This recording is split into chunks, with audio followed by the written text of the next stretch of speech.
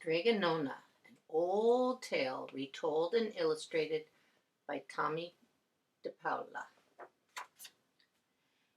In a town in Calabria, a long time ago, there lived an old lady everyone called Strega Nona, which meant Grandma Witch. Although all the people in town talked about her in whispers, they all went to see her. If they had troubles, even the priests and the sisters of the convent went, because Strega Nona did have the magic touch.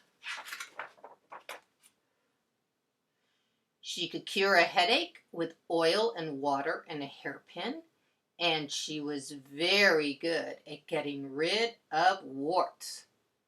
But Strega Nona was getting old, and she needed someone to help her keep her little house and garden.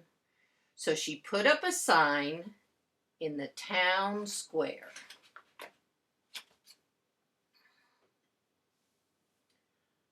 And Big Anthony, who didn't pay attention, went to see her. "Anthony," said Strega Nona, "you must sweep the house and wash the dishes. You must weed the garden and pick the vegetables. You must feed the goat and milk her. And you must fetch the water. For this I will give you 3 coins and a place to sleep and food to eat." "Oh, grazie," said Big Anthony. "The one thing you must never do," said Strega Nona, "is touch the pasta pot. It is very valuable, and I don't let anyone touch it." "Oh, see, yes," said Big Anthony. And so the days went on. Big Anthony did his work, and Strega Nona met with the people who came to see her for headaches and warts. Big Anthony had a nice bed to sleep in next to the goat shed, and he had food to eat. One evening, when Big Anthony was milking the goat, he heard Strega Nona singing. Peeking in the window, he saw Strega Nona standing over the pasta pot. "Bubble, bubble, pasta pot, boil me some pasta nice and hot. I'm hungry and it's time to sup. Boil enough pasta to fill me up." And the pasta pot bubbled and boiled and was suddenly filled with steaming hot pasta. Then Strega Nona sang, "Enough, enough, pasta pot, I have my pasta nice and hot. So simmer down my pot of clay until I'm hungry another day." "How wonderful," said Big Anthony. "That's a magic pot for sure." And Strega Nona called Big Anthony in for supper. But too bad for Big Anthony, because he didn't see Strega Nona blow 3 kisses to the magic pasta pot.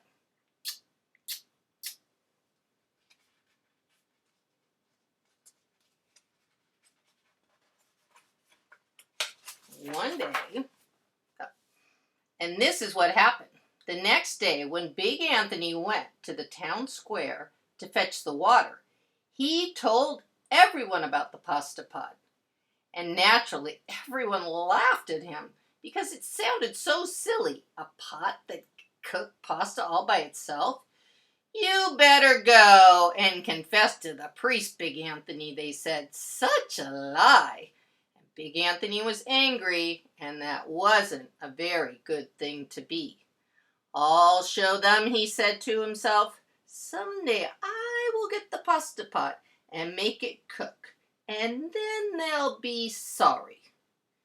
That day came sooner than ever Big Anthony would have thought, because 2 days later, Strega Nona said to Big Anthony, "Anthony, I must go over the mountain to the next town to see my friend Strega Amelia. Sweep the house and weed the garden, feed the goat and milk her, and for your lunch, there are some bread and cheese in the cupboard. And remember, don't touch the pasta pot." "Oh, yes, yes," Strega Nona said Big Anthony. But inside he was thinking, "My chance at last." As soon as Strega Nona was out of sight, Big Anthony went inside, pulled the pasta pot off the shelf, and put it on the floor. "Now let's see if I can remember the words," said Big Anthony. And Big Anthony sang, "Bubble, bubble, pasta pot, boil me some pasta nice and hot. I'm hungry and it's time to sup. Boil enough pasta to fill me up." And sure enough, the pot bubbled and boiled and began to fill with pasta. "Aha!" said Big Anthony, and he ran to the town square, jumped on the fountain, and shouted, "Everyone get forks and plates and platters and bowls. Pasta for all at Strega Nona's house. Big Anthony has made the magic pasta pot work." Of course, everyone laughed but ran home to get forks and plates and platters and bowls. And sure enough, when they got to Strega Nona's, the pasta pot was so full, it was beginning to overflow. Big Anthony was a hero. He scooped out pasta and filled the plates and platters and bowls. There was more than enough for all the townspeople, including the priests and the sisters from the convent. And some people came back for 2 and 3 helpings. But the pot was never empty. When all had their fill, Big Anthony sang, "Enough, enough, my pasta pot. I have my pasta nice and hot. So simmer down my pot of clay until I'm hungry another day." But alas, he did not know about the 3 kisses. He went outside, and to the applause of the crowd, Big Anthony took a bow. He was so busy listening to compliments from everyone that he didn't notice the pasta pot was still bubbling and boiling until a sister from the convent said, "Oh, Big Anthony, look!" And pasta was pouring out of the pot all over the floor of Strega Nona's house and was coming out the door.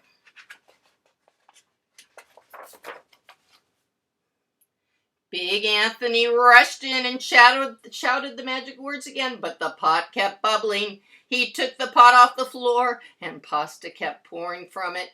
Big Anthony grabbed a cover and put it on the pot and sat on it. But the pasta raised the cover, and Big Anthony as well, and spilled on the floor of Strega Nona's house. "Stop!" yelled Big Anthony, but the pasta pot did not stop, and if someone hadn't grabbed poor Big Anthony, the pasta would have covered him up. The pasta had all but filled the little house. Out of the windows and through the doors came the pasta, and the pasta kept right on bubbling. The townspeople began to worry. "Do something, Big Anthony," they shouted. Big Anthony sang the magic song again, but without the 3 kisses, it did no good. By this time, the pasta was on its way down the road, and all the people were running to get ahead of it. "We must protect our town from the pasta," shouted the mayor. "Get mattresses, tables, doors, anything to make a barricade." But even that didn't work. The pot kept bubbling, and the pasta kept coming. "We are lost," said the people, and the priests and the sisters of the convent began to pray. "The pasta will cover our town," they cried. And it certainly would have, had Strega Nona not come down the road home from her trip. She didn't have to look twice to know what had happened. She sang the magic songs and blew the 3 kisses, and with a sputter, the pot stopped boiling and the pasta came to a halt. "Oh, grazie, thank you, Strega Nona," the people cried. But then they turned on poor Big Anthony. "String him up," the men of the town shouted. "Now wait," said Strega Nona. The punishment must fit the crime. And she took the fork from a lady standing nearby and held it out to Big Anthony. All right, Anthony, you wanted pasta from my magic pasta pot, Strega Nona said, and I want to sleep in my little bed tonight. So start eating. And he did. Poor Big Anthony.